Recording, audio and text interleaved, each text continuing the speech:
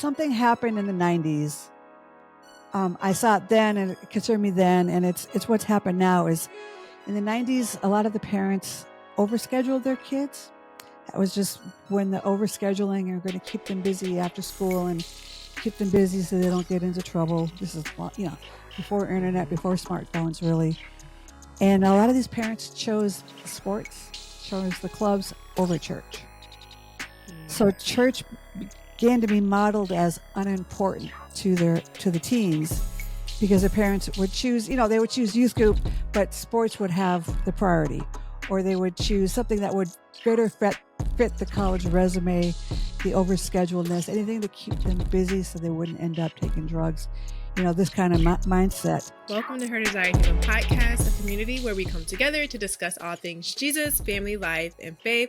I am your host, LaShondra. Thank you so much for joining me today. Today we have another guest. Today's guest is a pastor. She's a speaker, wife, and mom to 4 grown sons. For over 40 years, she's been walking alongside teenagers, gaining deep insight into their evolving world.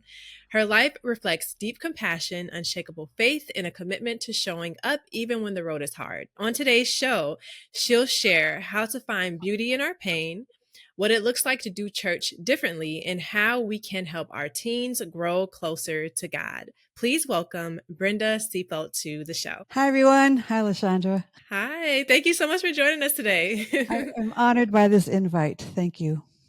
You're welcome. So you speak a lot about pain, and you speak about how there's beauty in pain and in our suffering, and you call it like a beginning. You said pain is a beginning.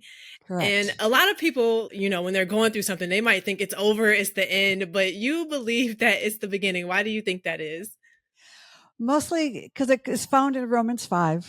There's this progression in Romans 5, 3-5, how pain is our beginning, and it ends up, we go through perseverance and endurance, and it ends in hope. So, as you nailed it. When we're in pain, it feels like the world is ended, like it's never going to be the same, which is true, and it's just over. And God has abandoned me. God allowed this awful thing to happen to me, and it is just over. But when we look at Scripture, that's not true. And if we can take that moment of devastation, disappointment, and I'm not trying to belittle those emotions because those are real, but if we can just breathe, I say, just take a brave moment here, just breathe. I'm going to say to try to find God in the pain, which of course we feel like God abandoned us. So this is a hard ask. But if we can just take that moment, maybe remember a psalm, remember a scripture, maybe a worship song that is meant to us, we will see this consistent message that this is where God meets us. Pain is a meeting place with God. And now that everything has changed, this is the beginning to what is next. And God is going to bring you through it all. You're going to be developing these gifts of perseverance and endurance, and you're going to find yourself ending up in hope. And that's a little bit crazy to believe in the depth of pain. But again, if you could just breathe for that moment and try to find God in this awful, awful moment. Don't be surprised if a verse pops up in your head or a worship song that shows you the path out. And then just comes the many brave decisions to get to that path out. And, it's healing, it's time. But then you look back on this moment and you're like, wow, I was spared. My whole life has changed for the better. I had no idea. But in the midst of that pain, that's when we shut down and we don't look for what God has. And this is a very biblical concept throughout the whole Bible. In the midst of it, like you said, it's hard to it's hard to find so God in dark times, or if you're going through something incredibly difficult. But I think in those times, that's when we grow closer to him, believe it or not. Like when we're going through pain and suffering, like we grow closer to God in intimacy and relationship and faith. Our faith is strengthened through those times. So it's important that even if it's difficult, to still cling to him, to still pursue him, to still get in the word, even if nothing makes sense right now, just keep reading. Or if you can't read, listen to the audio Bible, like get the word in you. And eventually your mind is gonna start to change, and you're gonna start to get back to him and see that, okay, he's still here with me. He hasn't left me. He would never leave me or abandon me. So I think that's beautiful because it's true. Even in the midst of our pain and suffering, God is still there. And I mean, and just with that, the length that pain is, sometimes it feels like, I was doing the right thing and this still happened to me. Yeah. And then it kind of doubles down on God. You have abandoned me because I was serving you with all my heart. And then, you get this cancer diagnosis, or in my case, with one of my sons, something just devastates me. And I'm here, I'm following you, God. I'm a pastor. I'm doing all these great things for you. Can you not protect my heart in this area? Yet, I will say, without my heart being broken, I would not be the pastor who I am today. True. So I believe that, like you said, God gives us, in those moments, he gives us the ability to persevere and endure. He might not change the Yes, he does. situation, but he Hmm. definitely will give us the ability to get through that hard time, and then it'll bring us in closer relationship with him. You are a pastor, and you actually started your church during the pandemic, right? And Correct. so your church is hybrid. You meet both in person and online. And I know Yes. you did say something about trying to reach teenagers because you have a lot of experience working with the teens and things like that. Have you found that beneficial being hybrid, specifically in reaching that generation? I was 40 years a youth pastor until I became the pastor of this church. So I feel like I am still a youth pastor, but I got to say, honestly, teens have not flocked to this, maybe because we meet on Friday nights, but I also know a lot Mm-hmm. of teens who are home on Friday nights. So it's not all that. But we are pretty newfangled, and that may be something to do with it too. We're pretty different. And, now we're out of the pandemic 4 to 5 years here, and we're still a church. So our differentness has some staying power to it. But has it reached the teens like I liked? No, no. Has it reached young people? Yes. We're definitely a church for people who've been hurt by the church and maybe can't go into a building again because you don't trust an institution or something. We're a way to Yeah. we're a church trying to meet those people for sure. Why do you feel or believe that many teens don't want to go to church? Not all of them, but a lot of them don't. I have a strong opinion on this one. Having been a youth pastor from the 80s to the 90s, 2000s, 2010s, and into the 2020s, I've been there for all of this. Hmm. So something happened in the 90s. I saw it then, and it concerned me then, and it's what's happened now. Is in the 90s, a lot of the parents overscheduled their kids. That was just when the overscheduling are going to keep them busy after school and keep them busy so they don't get into trouble. This is, before internet, Hmm. before smartphones, really. And a lot of these parents chose sports, chose the clubs over church.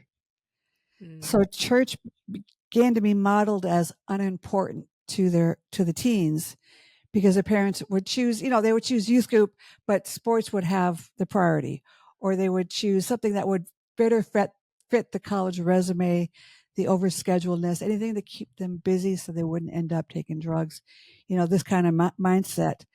But what that Hmm. modeled for those teens in the 90s was it's okay to belong to a church, but we don't have to go every week. And so what's Hmm. happened since then is the millennials who are now parents or becoming parents of the alphas have just opted out of church when they got older. Back in the 80s and 90s, to not go to church on Sunday morning was like, oh, you don't go to church? The whole culture goes to church. But by the Hmm. 2000s, less people are going to church. So today's teens have just grown up not going to church. It just has been an option, and it's been a Hmm. not chosen option. And the numbers are fairly low. I can probably find them here. Yes. And since 2020, Gen Z attendance and going to church weekly has dropped from 22% to 16%. Only 16% of Gen Z are going to church on a weekly basis because it's just Wow. been optional. Mm-hmm.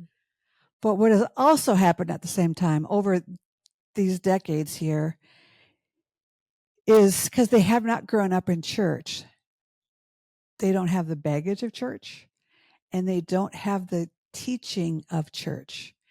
And Gen Z and Gen Alpha are very, very curious about Jesus. Mm-hmm. He's, you know, Yeah. if you go to TikTok or anything, Jesus is a fascinating character on those platforms, but they don't know really who Jesus is. You know, a Mm-hmm. 30-second video is not going to really teach you much, but it does make you curious. And Right. so I Yeah. really believe those churches that are teaching who Jesus is are meeting a curiosity for a generation that did not grow up in church. And they Mm-hmm. are going to return because they just need to learn about Jesus. And there's an assumption. I go to church, I'm supposed to learn about Jesus. But, you know, churches as an institution have become convoluted with agendas, and there's a whole other conversation right there. Yeah. But if we can just keep teaching about who Jesus is, we're going to become a very curious group for this generation that grew up not having to attend church. And again, I think older pastors think church is full of baggage for the younger generations, and it's not, because they weren't in church to gain that baggage. Their parents were, but they were not. Wow, that's really interesting. But it's true though when you think about it. And I love how we're using social media, even if it's like a small 10-second clip, you're still planting a seed and like you said, building up that curiosity so they can continue to discover who he is on their own. So I love that. Yes, and you know, again, the assumption is you will learn about Jesus in church. So if they go to a Hmm. church and they're learning about an agenda, well, they're out. They don't trust institutions. But if Yeah. they can learn about Jesus, and this is the biggest thing a church can offer, older adults who have made it and lived a lifelong faith are fascinating to Gen Z who has had a disruptive life. Hmm. And these older generations who maybe think, you know, are put out to pasture or something, have a lifelong knowledge of faith that this younger generation craves that stability, craves that endurance. And if you put those two together in a learning situation, this is revival connected to Yeah. older people who can root them in who Jesus is because they have lived it for 60, 80 years. This is a great Yeah. connection, and you can only find this in the church. You don't find a mix of generations in the culture, but you do find this in the church. That's really good. So, for a parent that might be listening, how can they help their teens really have a desire to learn more about Jesus, to grow in their faith without controlling them? Yes, yes. I want to just say asterisk that because this is very important. Again, 40 years as a youth pastor, I have never been the important person in a teen's life. The parent and the parent's influence has always outranked me for all these years. And it was the same in the 80s. It's even more so now. You parent are the most important faith influence your teen is going to have. And they're going to pick up, if you have a fear filled faith, they're going to pick that up. If you have an angry faith, you're angry at God for some reason, they're going to pick that up. So the best gift you can give your teen is honest faith conversations together where they can, you know, they're going to have some new thoughts about God. And if they can express them to you and you can just sit down and have these honest conversations, you're going to give your teen roots that as they grow, develop, their brains grow, you know, all this adolescent development that is happening, that they have their parents, you, mom or dad or both, can just ground them in the truth of what you have learned. That will be the greatest stabilizer you can pass on to your kid. The thing is, parents don't feel confident in passing on what they've learned about their faith, probably because it's Mhm. filled with failure or, you know, Yeah. or there are times of doubt or the times that they've screwed up or there might be even some shame involved in this. Mhm. It doesn't matter to your kid. It doesn't matter to Yeah. your kid. You're still the voice in their head. You're still the one they want to know to see that this faith is working. and you're going to model that for them, they still want to hear it from you first. And then again, you have a church. I hope you're in a church, and that's full of these great adults that can help supplement the message that you are giving. And I ask you as a Mhm. parent to one, go to church, go to a church that teaches about Jesus, doesn't have any other agenda but that.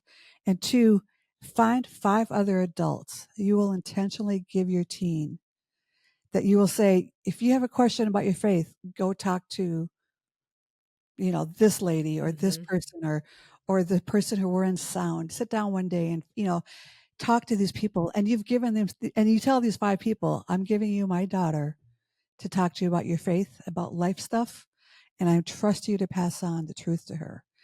So that when you feel like you don't have the wisdom, at least you've given them 5 other adults at least who will invest into them and just meet them for coffees regularly. And again, be a voice to answer their questions and their doubts. This is the best kind of modeling. And for the people who don't feel as confident, like you said, it takes a village, okay? It Mhm. doesn't have to always fully be on us as parents. Some people are single mothers, they feel the Mhm. burden. They Exactly. have multiple children. So use your community. I'm hearing really the essence of it is like having that supportive, faith-based community to be able to raise your children up in and them to have like mentors in their lives to lean on as well, other than you, that will really Yes. echo what you've been teaching them at home. Which means you got to find a church. I mean, we just Yeah. have got to trust this institution of the church, because this is one of the rare places where you can find safe mentors. And you got these aged saints who have so much to pass on, and you get to ask them to be a part of your teen's life. What this is not a greater gift you can give them. And these aged saints are going to be the ones who are going to follow them in college and still encourage them until they good to go to heaven themselves. You want these kind of people, and you find them in church. So you spoke about this just briefly about like church hurt and stuff like that, trust issues. How how do those experiences impact people's like I guess faith in God? And if a person has been through like maybe trauma within the church, how can they kind of transition back into the church? This is a really good question, because I kind of like the one about pain. I don't take this issue lightly. I don't treat this with a platitude. But Mhm. when your trust has been broken, um, whether it's by a human, and then we kind of offload it onto God as a blame, or sometimes we just feel that disappointment that God didn't answer a prayer, or you trusted God with your mother's health and she died anyway, and you're like, God, I thought you were there for me, and we transpose. This is real pain. This is real hurt. And Mhm. I just want to just take a moment. I've written a Bible study about this called Trust Issues with God, and this was put together through my church. We've talked about this stuff often enough at my church that my church said to me, "You need to put this into Bible study form. It's a workbook. It's a hard workbook. It's not easy, because this is a hard issue to work through." But what it basically is realizing that what we call in my church is called Larger Story Church. We believe in a larger story God, that God holds the whole story. And in this one moment, it looks like it's the end. And so I don't trust God anymore. But when we dig into the word, and you do this 125 plus verses to study in this Bible study, you start seeing again and again how God is there for you. And you start understanding things you didn't have before. And then all of a sudden your trust starts growing back again. So I'm going to say it Mhm. takes some hard work.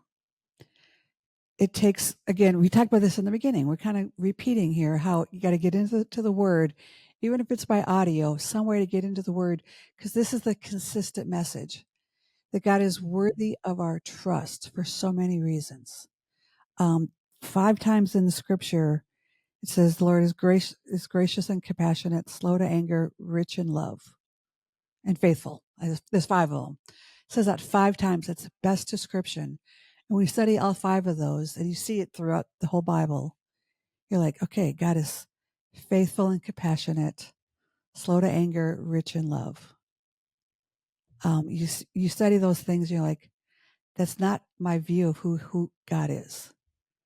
So where did something break in here? And while you see Mhm. what broke in you, you still see how God has been faithful and is holding this larger story for you the entire time. And then your trust comes back. And I think this hard work is worth it because there's an ache in your soul. And when, even though you're disappointed in God and there's, you have a trust issues with God and or with people, there's an ache in your soul that says, I think I got to dig harder. And what that enchantment is drawing you towards is finding out the truth about who God is. And He is faithful to be trusted. And then when the next catastrophe happens, because we're not exempt from pain here, Mhm. we have this knowledge and we grow, and eventually you get to be, old like me, and nothing much can knock you down anymore. Because Mhm. you've been knocked down, you found God to be faithful, and you see this beautiful Hesed love that is talked about in those 5 verses, and you just trust no matter what comes your way, and then you start seeing the beauty of it so much faster. Yeah, that's so true. Eventually, it's like you just get stronger and your faith just, you just rely on him, even when it looks completely crazy, even when nothing makes sense. He just shows Yeah, up time and time again. It's like you just, God, you have this. And your reaction and your response to situations will change. Like you'll mature spiritually to know that he showed up last time, he's going to show up again. exactly. I mean, remember, we're not exempt from pain, and this is Yeah. sometimes we have this assumption that I'm a Christian now, life's going to get better. Well, evil still exists. I Yeah. mean, evil is going to have his last say until Jesus has the last say. So evil still exists. We're still living in this. And so we're still going to be touched by it. And, for me, mostly it's someone who I love it breaks my heart so much, and, and then I could just got to just dig into what I learned before, into what I'm learning now. And there's some Psalms on repeat in my life that just become true and truer and truest all the way through, because I learned it early and it has stayed true. So your book is called I Wish I Could Take Away Your Pain. What was your greatest challenge in writing this book? This one here, it's a real little book. It's got doodles in it. It's really Mhm. easy to read. Um, this book was not hard to write because I've had some pretty heartbreaking experiences, and book is dedicated to those who have stepped in and carried me when I could not carry myself. Even as a pastor, I was not gifted this. There were some seasons in my life. I'm going to think particularly 2015 as this book came out, about 2019. Um, for the people who stepped in to carry me when I was just done, where I was in bed for a month. It's about all I could do. That's all I could do for about a month. And how they came in to pray for me, the things they didn't say to me and the things that they did say to me that were very, very helpful. So this book is such a great tool for you to, like I say, not give a platitude, because that doesn't help. When you give me a platitude, so 2015, I want to share the the details, but it was a situation where it would devastate anybody. And when someone gives me a platitude, they're basically saying, I don't want to feel your pain. So here's a word how God is going to take care of all things, Brenda. Will I step out away from your pain? Or they do a thing called a drive-by prayer where they hear the story, and instead of staying with me in the pain, oh, I will pray for you, Brenda. And then they go on out and they don't ask me again about what's going on. Mhm. That doesn't help me. It's the ones that showed up day after day, at the end of that month when I decided to get back into life and take on my responsibilities again. It's particularly that month when people were praying on my behalf because I didn't have it in me to pray. The minute would begin to pray, my mind would start to ruminate on what had Mhm. happened. And so I decided to not pray, decided to just shut myself down. And then these people came in, stepped in and prayed for me, and kept showing up and they kept telling me the truth. And because it was who they were and their consistency with me, I could hear the truth from them. Even then I was so shut down might be the right word here. I could still the truth. I could still hear the truth from them because of their consistency of seeing me in my pain and not leaving me behind. So that's what this book is about. There's a lot of there's 3 pages of what not to do, worth the price of the book right there. That's really good. I think a lot of people need that, especially like within the church, because sometimes we don't know what to say and what to do or how to, react Right. and help. Exactly. Yeah. Exactly. And you do. And sometimes I think people didn't mean to give me a platitude, but I also could see on their face, I don't know what to do with a situation like that. And so they say something instead of just saying, I don't know what to do with that. That was more helpful. Yeah. But you just need to be told that. So I wrote a book to tell you that. So where can our community purchase your book or learn more about you? I write at bravester.com, BRAVESTER, like hipster, but bravester. .com. I've been writing there for over 10 years. So it's a really loaded website full of thoughts of beauty and pain. That's where that came from. I'm sure you read some of my stuff to come up with that question. And so you can find my books or on Amazon. And I also write a column called Brave Parenting, and that's for all you parents of teens. This is just stuff I'm passing on to you to encourage you, because I understand it takes some bravery to stick in here with these teens, but you have to because you are who they listen to. And I also write a column on brave dating, because as a youth pastor, I've been through many dating relationships with my teens and young adults. I have quite a lot of opinion about that too. Awesome. I'll include all your details with the episode. Brenda, thank you so much for taking time out of your day, sharing all your wisdom with our community. Did you have any last words before we end out today? Let me just add largestorychurch.com. That's my church. If you want a Jesus-focused church, like I've been saying, we are this. We meet over Zoom, and we have bypassed the whole Zoom system so that we sound better. So we mean by hybrid is come in over Zoom, because a part of our church is we do have conversations together. This is not a live stream where you just spectate. No, we have conversations together. As a youth pastor for so long, I have conversations. I have difficult conversations with teens. We now have that in church.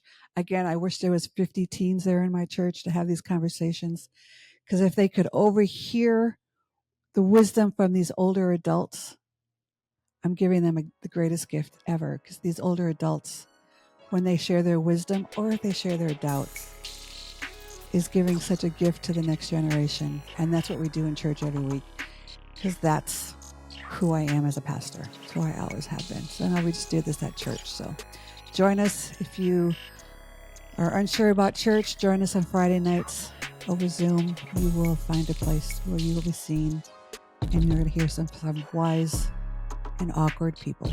I promise you that. Awesome. Thank you so much again for coming on the show. And to our lovely community, thank you so much for tuning into this episode. And God willing, I will see you in the next one. Bye.